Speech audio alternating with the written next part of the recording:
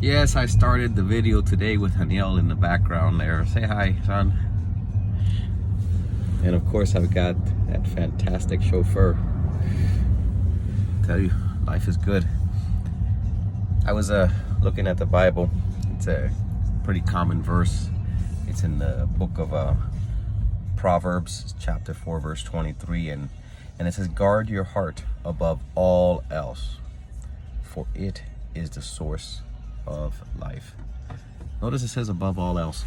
You know, ever meet somebody bitter? They just fight with everybody. You know what happened? They didn't guard their heart, and somebody hurt it. Somebody hurt their heart. And so now nobody else is gonna see the good side of them.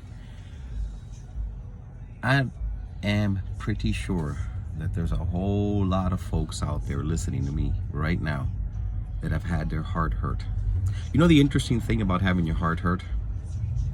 My experience on this, you know who really hurts your heart? Somebody you love. That's who can really hurt a heart. Stranger talking bad about us, well, we can brush it off, we can get mad. But what cuts into the soul of our heart and tears us up and leaves us scarred for life, that's somebody who we love and that person hurting us. Ouch. That hurts a lot. Really. So when that happens, what we end up doing is we end up like closing our heart. I've been with people and you're like, you can't get into their, they put these emotional walls up so that you can't get to them, and they feel like that protects them, and what all it does is mean that they can't love anybody and nobody can love them. So what kind of life is that? You know, so here's my encouragement. If somebody has hurt you in the past, I don't know what you got to do, but you got to let it go. And you can't let them change you because it's so easy. Listen, I'm a pastor. I spend my life helping people. And do you think that that means that I get nothing but thank yous and that I get nothing but help in return? No, I get hurt too.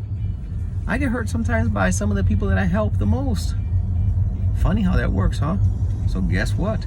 That hurts.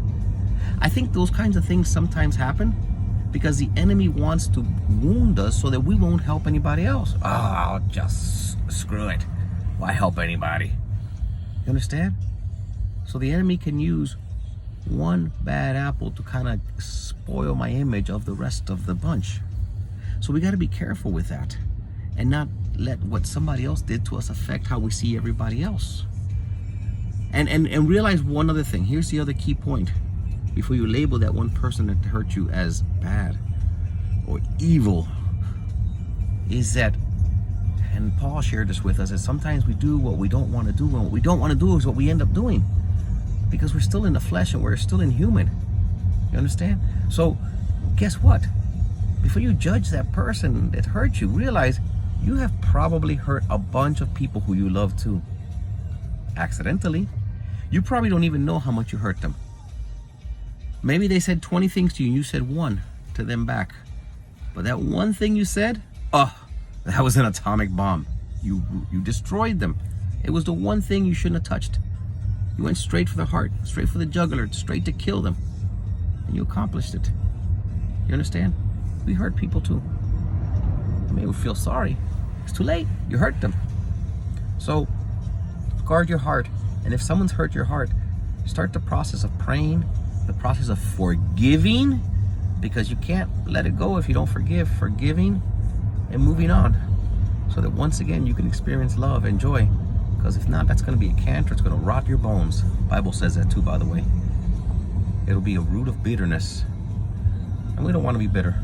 We want to be full of joy, full of happiness, so that we can be open to receive the blessings that God has for our lives and open to be generous. Makes sense, right? God bless you one and all. Talk to you soon.